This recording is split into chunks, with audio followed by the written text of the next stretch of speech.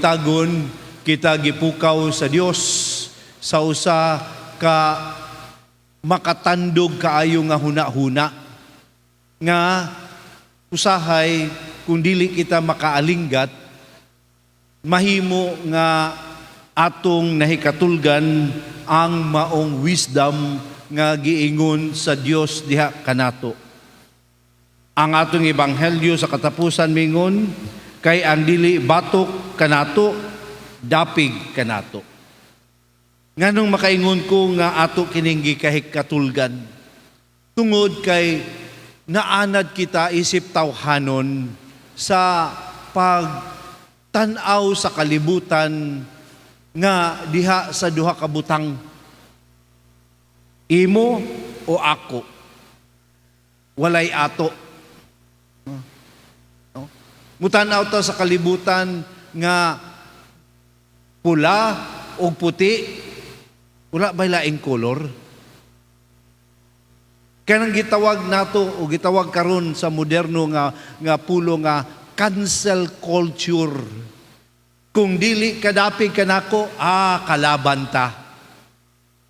Ang statement ni Kristo dili ni siya political statement, apan life statement kini nga nagalangkob sa tanan. Si Juan miduol kaniya uban niining narrow-minded mentality nga yes, kining tawhana nagamit sa imong pangalan sa pagpahawa og mga daotang espiritu, pero di manggod siya ato. Busa kay di siya ato, gipugnan ako siya kay di balagi siya kabahin nato. We forgot that God works and operates in so many different ways that even God can operate outside the walls of the church. Kay di siya tigsimba, nan usahay tanaw nato nga siya dautan. Kay dili siya kabahin sa atong pagtuo aw siya atong kalaban. Kay dili ta parihog hunahuna sa mga pagpili nato ngan dili kita pwedeng makig-uyon kaniya. Si Kristo mihatag kanato karon sa kinaadman sa hunahuna nga nagaingon, bantay ka mo niini kay kini kanunay ang dinhi kita masugamak nga dili na kita makakita sa kaayo sa atong isig kataw. Dili na kita makakita sa kaayo nga gihimo sa Dios ngadto sa uban. Niyatong gamay pa ko, no? Nagsugod kog eskwela sa Catholic school. Ug ang akong pagtan-aw sa mga taga-public, mga bugo. Ngano man, maila na sila limpisa o pagpangibot o sagbot. Kaya mo man ay first subject dayon, human sa bayang Magiliw. Lupang hinirang, no? Flag ceremony, human, hala, panghinlo, o pangibot, o sagbot, panglimpisa, una tamo eskwela, mga bugo. Apan, tungod sa krisis, sa kinabuhi sa una, nabalhin ko sa public. O pagbalhin ako sa public, I slowly appreciated their life. O mingon na po ko, kanang nasa private school, mga sosyal lang kana. Pero, prihura na sa amo, bugo pod. Kay lagi mga kaigsuunan, ang lantaw nga kung dili siya kabahin nato, i-cancel nato siya sa atong grupo. Mingon si Kristo pagbantay, kay diha kita makasala, kay dili kita makakita sa kaayo sa Dios nga gihimo ngadto sa uban. Ang Ginoo mga kaigsunan, di nato pwedeng butangan og label. Nga kung mugawas ka nining label, pirated ka na. No? Kung mugawas ka aning maong label, dili ka na tinuod iya sa Ginoo. Ug kana ang nagahaling karon kanunay sa mga bangi sa atong kalibutan, gikan sa bangi sa eleksyon ngadto na sa bangi sa nag-ung-ung nga gira ngadto sa Russia ug Ukraine. The cancel culture nga ginaingon nato, nga usahay kitang mga Katoliko, kitang mga naawsay sa grupo, mahimong mahisugamak niini.